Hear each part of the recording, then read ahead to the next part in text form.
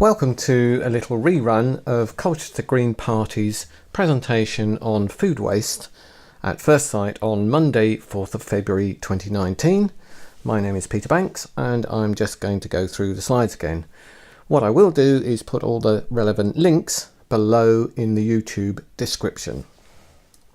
First of all, the hats off to the Centre for Alternative Technology, whose magazine Clean Slate, the autumn edition for 2018, had this great centre spread with a lot of data and statistics.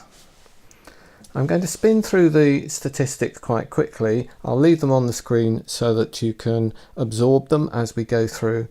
The point really is that we underestimate the amount of food waste and the contribution that it has to climate change, because it creates a greenhouse gas as it rots away. We see here that the UK figures are substantial. It is not restricted to other countries. We are a contributor. Of course, while we're still in Europe proper, the total food wasted in Europe could actually feed 200 million people. Finally, a UK one, and if we look at the bottom, it says the cost to an average household per annum is £470. This presents us with dilemmas. The Blue Planet series justifiably gave plastic packaging a lot of stick. However, if food is packaged carefully, it is preserved for longer, regardless of whether it is kept in the fridge or a larder or a freezer.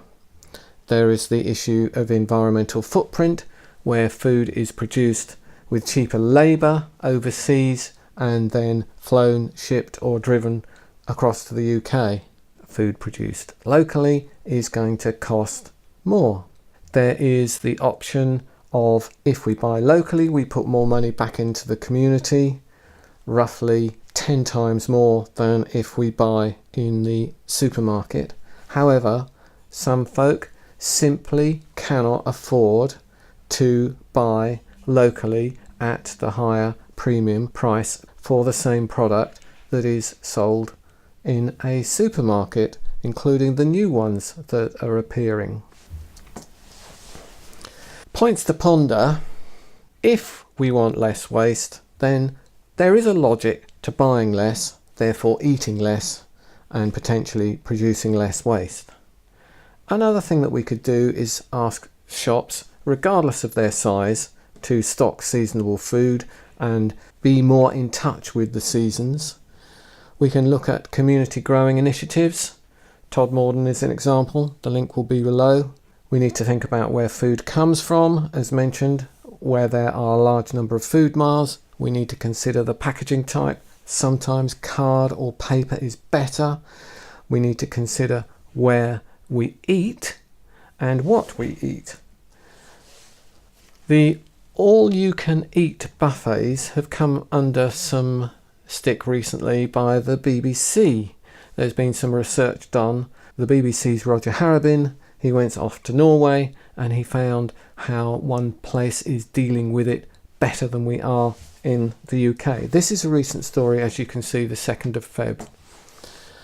On Desert Island Discs on Friday the 18th of January, the author of The Shepherd's Life, James Rebanks, he was asked, what should we eat? And his response was, don't eat anything your grandmother wouldn't recognise. Another option that has come into the public consciousness more recently is a planetarian diet.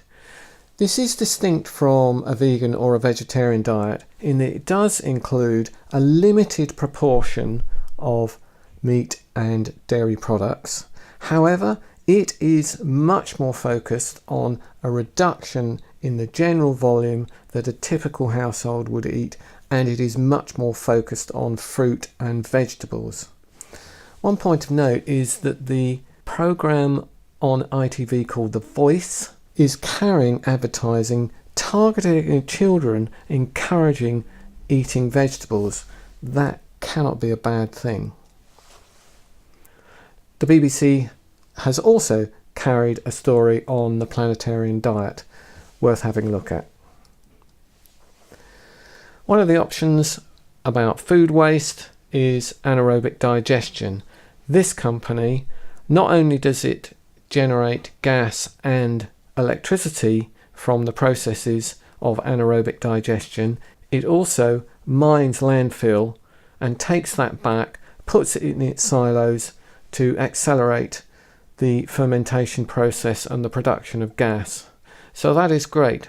However, I know a local farmer who is offered more money to produce arable crops for anaerobic digestion rather than for food. That is a real concern.